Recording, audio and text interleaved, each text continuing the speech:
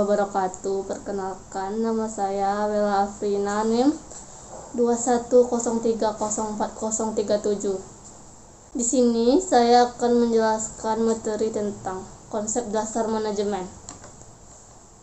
Manajemen adalah sebuah proses yang dilakukan untuk mewujudkan tujuan organisasi melalui rangkaian kegiatan berupa perencanaan, pengorganisasian, pengarahan, pengendalian orang-orang, serta sumber daya organisasi lainnya.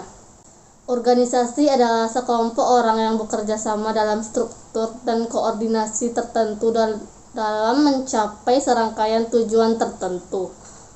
Organisasi dibagi menjadi dua, yaitu organisasi profit oriented dan organisasi non-profit. Yang membedakannya adalah tujuan dari organisasi tersebut. Ada yang bertujuan mencari keuntungan secara finansial dan tidak mencari keuntungan secara finansial.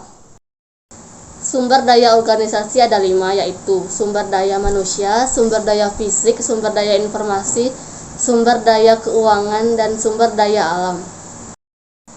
Mengapa manajemen dibutuhkan?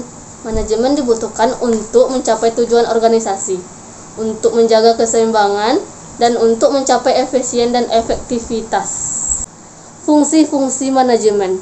Yang pertama adalah perencanaan, yang kedua pengorganisasian, yang ketiga pengimplementasian, yang keempat pengendalian atau pengawasan. Kegiatan dalam fungsi manajemen, yang pertama ada planning, yang kedua ada organizing, yang ketiga ada leading, yang keempat ada controlling, monitoring, dan perbaikan. Selanjutnya yaitu materi yang ketiga, sejarah manajemen.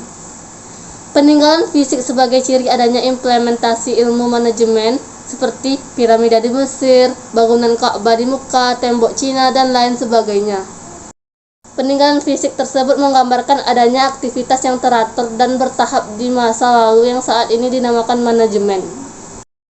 Materi selanjutnya yaitu peran manajer dalam organisasi.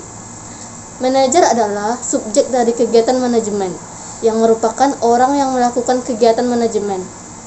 Individu yang bertanggung jawab secara langsung untuk memastikan kegiatan dalam sebuah organisasi dijalankan bersama anggota dari organisasi untuk tercapainya tujuan organisasi secara efektif dan efisien. Apa yang dilakukan manajer? Manajer bekerja dengan dan melalui orang lain.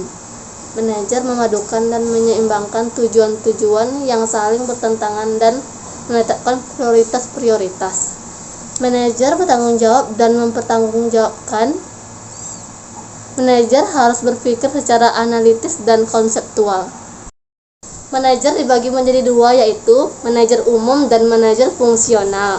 Manajer umum adalah manajer yang memiliki tanggung jawab kepada seluruh bagian pada suatu perusahaan atau organisasi.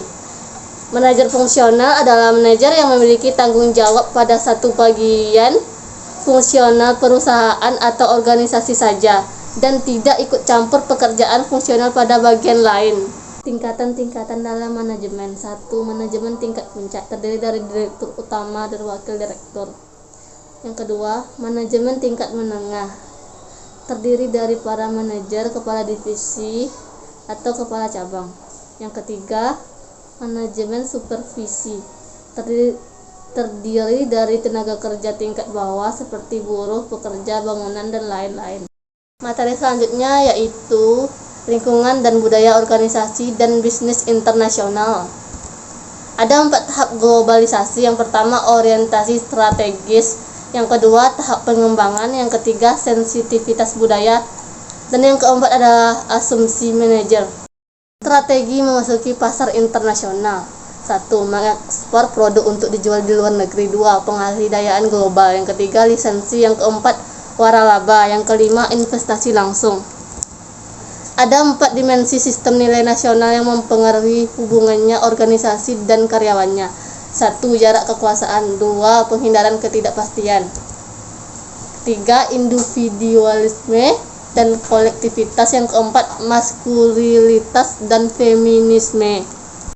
Materi terakhir yaitu tanggung jawab sosial perusahaan. Tanggung jawab sosial adalah suatu konsep bahwa organisasi, khususnya perusahaan, adalah memiliki suatu tanggung jawab terhadap konsumen, karyawan, pemegang saham, komunitas, dan lingkungan dalam segala aspek operasional perusahaan, seperti terhadap masalah-masalah yang berdampak pada lingkungan seperti polusi, limbah, keamanan produk, dan tenaga kerja. Contohnya, kegiatan filantropi merupakan salah satu contoh tanggung jawab sosial perusahaan. Sekian materi yang saya sampaikan. Apabila ada salah kata, mohon dimaafkan. Wassalamualaikum warahmatullahi wabarakatuh.